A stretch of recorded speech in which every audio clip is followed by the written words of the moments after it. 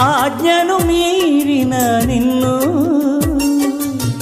సమాధిలోనికి పోనీయక, పాపము చేసిన నిన్ను తన సన్నిధిలో నుండి త్రోసివేయక,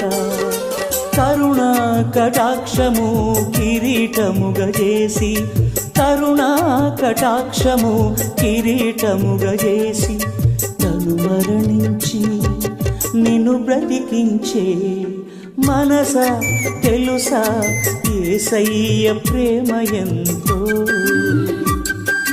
తెలుసా మనసా ఆ ప్రేమ విలువ ఏమిటో.